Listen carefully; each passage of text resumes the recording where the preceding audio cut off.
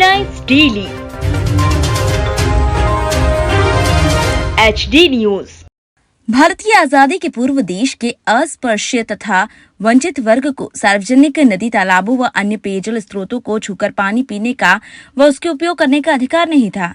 इस असमानता व भेदभाव को दूर करने के लिए और वंचित वर्ग को उनका अधिकार दिलवाने के लिए 20 मार्च 1927 को डॉक्टर बाबा साहब अम्बेडकर ने सत्याग्रह कर महाराष्ट्र के रायगढ़ जिले के महाड़ स्थित सार्वजनिक चावदार तालाब पर अपने अनुयायियों के साथ पानी पिया था। इस सत्याग्रह आंदोलन को महाड़ सत्याग्रह के नाम से जाना जाता है।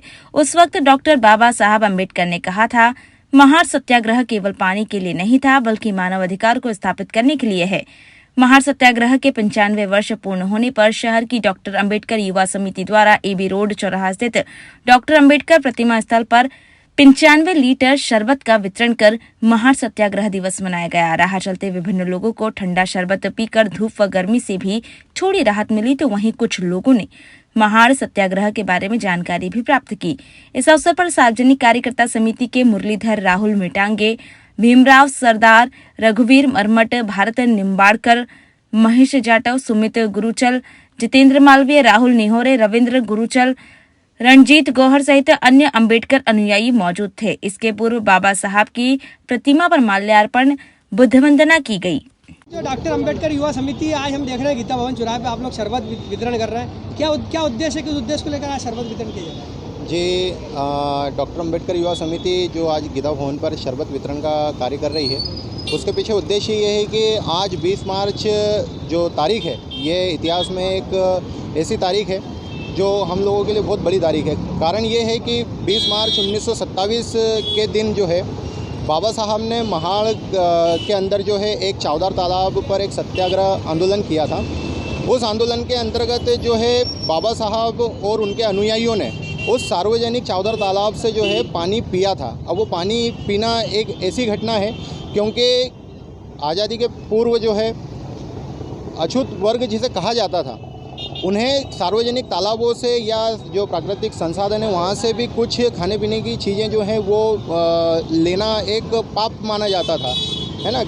तो अछूत लोगों के साथ में इतना भेदभाव हुआ करता था वहाँ पर। जब बाबा साहब को ये बातें जो हैं बचपन से ही वो देख रहे थे, लेकिन उनके उस उम्र में आने के बाद भी जब उन्होंने देखा कि अभी तक भी ये स्थिति है कि हमें सार्वजनिक तालाबों से भी पानी पीने के लिए जो है मारपीट सहना पड़ रही है और हमें पीने नहीं दिया जा रहा है, तो बाबा साहब ने 20 मार्च 1927 को एक आंदोलन किया और वहाँ पर अपने अनुयायियों को लेकर के वो गए और उन्होंने उस सार्वजनिक तालाब से पानी पिया। तो आज उसी दिन को हम याद करते हुए कि आज उस घटना को जो है 95 वर्ष पूरे हो चुके हैं, तो आज हमने यहाँ पर जो है बाबा साहब की प्रतिमा स्थल पर 95 लीटर शरबत वितरण करने का कार्य जो है वो शुरू किया है। एक जानकारी और मिली है कि ये जो आंदोलन था बाबा साहब के जीवन का पहला आंदोलन शुरुआत थी, इसको लेकर क्या कहना चाहिए? जी बिल्कुल, ये बाबा साहब के जीवन का जो है एक पहला आंदोलन था। इसी के बाद में उन्होंने जो है एक बहुत क्रांतिकारी कार्य किए और आप सभी को जैसे कि पता है, फिर बाबा साहब ने इस भारत का संविधान भी बनाया और उसमें हर नागरिक को, चाहे वो किसी भी जाति धर्म का हो, चाहे वो किसी भी वर्ग का हो, चाहे वो महिला हो, पुरुष हो, या चाहे कोई अन्य जो जिसे हम ट्रांसजेंडर भी कहते हैं, हर व्यक्ति को समानता का अधिकार दिया, मौलिक अधिकार दिए। ये केवल हमारे वर्ग के लिए या केवल हमारे लोगों के लिए संविधान नहीं है, ये पूरे भारतवर्ष के प्रत्येक नागरिक के लिए है। प्रत्येक नागरिक का इसके ऊपर बराबर अधिकार है और हमारी सभी से यही अपील है कि अगर जहाँ पर भी आज भी हमारे वर्ग के लोगों को अगर इस तरीके का भेदभाव झेलना पड़ रहा है, तो उनके साथ में इस तरीके का अप्राकृतिक या मानवीय कृत्य ना करते हुए सबको मानवता के नज़र से देखा जाए और उनके साथ में जो है अच्छा व्यवहार किया जाए। मारपीट और उस पर इतने अत्याचार होते थे कि वो परिवार दहल जाता था।